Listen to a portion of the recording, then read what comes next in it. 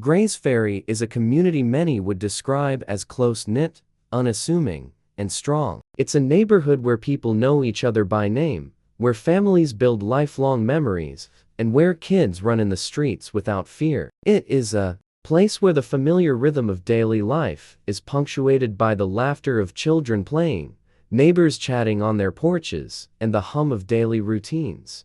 Gray's Ferry is home, but on one fateful afternoon, that sense of security was shattered in the most unimaginable way.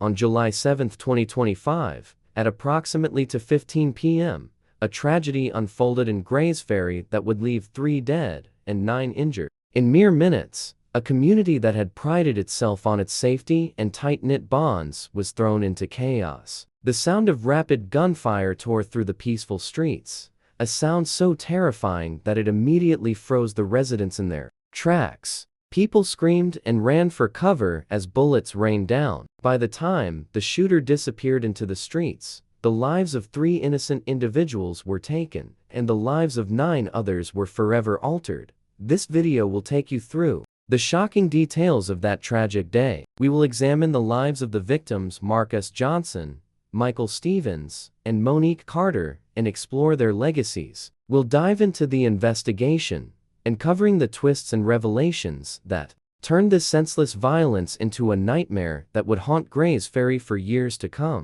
The shooting may have only lasted a few minutes, but its impact will resonate for a lifetime. We will also examine the broader implications of this tragedy. What does this shooting say about the violence that plagues neighborhoods like Gray's Ferry? What can we do to prevent such violence from happening again? The answers may not come easily, but the conversation must begin. It was supposed to be just another day in Gray's Ferry. The sun was shining, the temperature mild, and the air filled with the familiar sounds of the neighborhood. On any given afternoon, the streets of Gray's Ferry would bustle with activity. People would walk to the corner store, gather with friends and family, and go about their routines. This was a place where residents felt a sense of safety, where they could walk down the street and not worry about the kind of violence that plagues other parts of the city. But that afternoon, everything changed. At precisely 2:15 p.m., the first shot rang out. The sound was sharp, unmistakable, and for a moment, some wondered if it was just a backfiring car or some other loud noise. But then came the second shot, followed by another, then another. Within seconds, the gunfire became rapid and unrelenting. This wasn't fireworks. It wasn't a car backfiring. It was real. It was violence. At first, I thought it was fireworks, said one resident. But then it didn't stop. It just kept going. I knew something was wrong. The sound of those shots sent waves of fear through the neighborhood. People screamed and ran, unsure of where the shots were coming from or who was being targeted. Children ran into their homes. Parents grabbed their kids, and anyone on the streets dove for cover. There was no place to hide. No one knew if the shooting would continue, or if the shooter would come after them next. As the shooting continued, those who had been caught outside had no time to react. They were struck without warning, in a place they thought was safe. A group of teenagers standing on the corner, chatting and laughing, were hit first. An elderly woman, on her way to pick up her grandchildren, was struck in the back. A man walking to the store, minding his own business, was shot in the chest.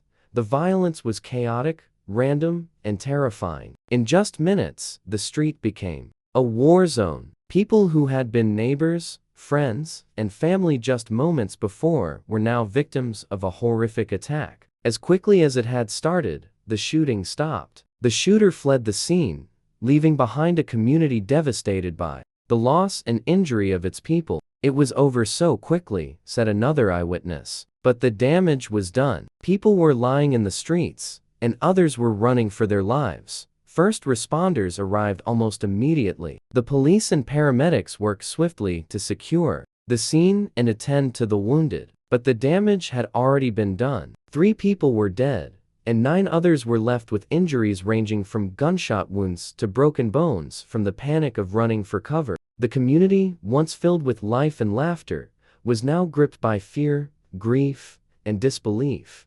The 3 victims who lost their lives that afternoon, Marcus Johnson, Michael Stevens, and Monique Carter were more than just statistics. They were fathers, daughters, sons, and friends. They were individuals who had dreams, families, and futures that were stolen from them in an instant. Marcus Johnson, 29, was a father of two. He had spent his life working at a local warehouse, doing everything he could to provide for his children. He was a devoted father who wanted nothing more than to give his kids a better future than he had. He worked so hard to give them everything, said Marcus's mother, Deborah Johnson. He was always talking about giving them a good life. And now, they don't have him. I don't know how to explain this to his kids. On the day of the shooting, Marcus was walking to the store when he was struck by gunfire. He died on the spot, leaving behind his two young children, ages 5 and 3. His loss left a hole in his family that could never be filled. He was their world, Deborah said through tears. Now they have to grow up without him. Michael Stevens, 24, was an aspiring musician who had a passion for writing and performing music. His love for music was the driving force in his life. Michael spent every spare moment writing songs, recording, and playing gigs at local venues. He was on the verge of something big, with his music starting to gain traction. He was so close to making it, said his best friend Tyrone. His music was amazing. He had such potential, but now he's gone. I don't even know how to process it. Michael had just finished a performance at a nearby bar when he was struck by the gunfire. He was rushed to the hospital, but didn't survive. Michael's death, especially at such a young age, left his family and friends heartbroken. His mother, Lisa Stevens, still struggles with the loss. He had so much life ahead of him, she said. He was about to chase his dreams, and now he's gone. It doesn't feel real. Monique Carter, 32, was a nurse who dedicated her life to helping others. She was known for her compassionate nature and tireless work ethic. Monique worked long hours at a local hospital, often staying late to help patients who needed extra care. She was always there for people, said Tanya, Monique's best friend. She had such a big heart, and now she's gone. It's hard to believe. Monique had just finished her shift at the hospital when she was caught in the crossfire. She was shot multiple times and later died from her injuries. Monique's loss left her family and friends devastated. Her mother, Sarah Carter, spoke of how her daughter's death has shattered her world. She was my everything, Sarah said. I don't know how to live without her. She was supposed to have so much more time. In the immediate aftermath of the shooting, law enforcement sprang into action. The Gray's Ferry community, shocked and devastated, now had to rely on the police and emergency services to bring order to chaos. But with so little evidence to go on and a shooter who had already fled the scene, the investigation proved difficult. The first officers to arrive on the scene were met with confusion and fear. The neighborhood, once bustling with life, had turned into a scene of devastation. Residents were still in shock, some hiding in shops and alleyways, others too afraid to speak. The police quickly began securing the area, but the shooter was already gone.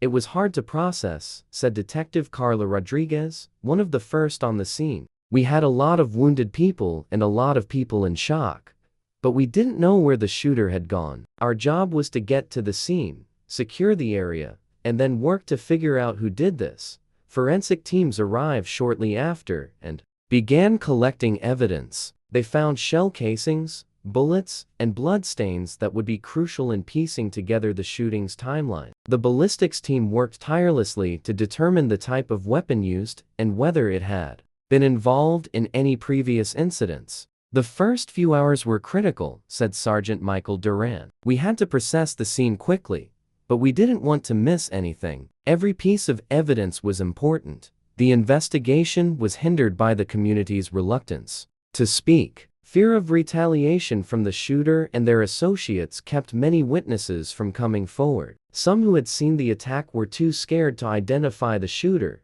fearing that speaking to the police would put them in harm's way. Getting people to talk was one of the hardest parts, said Detective Duran. People were afraid. We knew someone had to have seen something, but many were too scared to speak up. As the investigation progressed, several theories began to emerge. Was it gang violence? Was it a personal vendetta, or was it simply a random act of violence? The police remained cautious, trying not to make assumptions without solid evidence. "We're still working with all possibilities," said Detective Rodriguez. "We have a lot of leads, but nothing is clear yet. We have to stay focused on the facts." As the investigation into the shooting continued, several shocking revelations emerged that added layers of complexity to the case. One of the most surprising discoveries was that Michael Stevens, one of the victims, had unknowingly been involved in an escalating conflict with a local gang.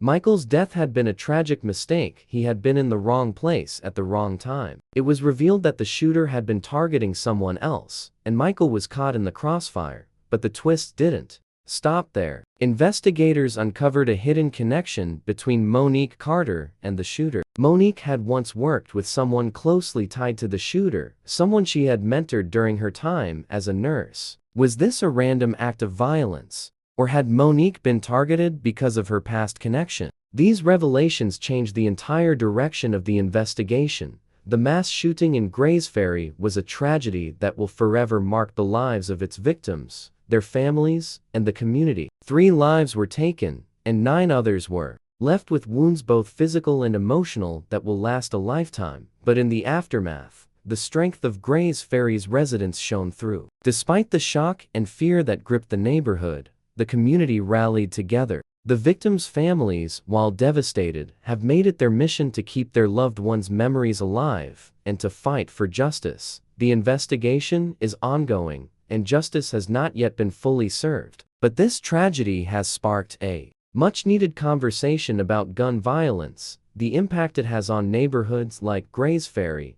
and the broader societal issues that continue to fuel this violence. We must continue to honor the memories of Marcus, Michael, and Monique. Their lives were taken far too soon, but their legacies will endure. We must keep pushing for change, whether it's through stronger gun control, addressing systemic inequality, or providing better mental health support for communities in need. We urge you to share this story, to raise awareness, and to continue the fight for justice. The victims' voices may have been silenced, but the conversation must continue. Please subscribe, like, comment, and share to keep this conversation going. Together, we can make a difference.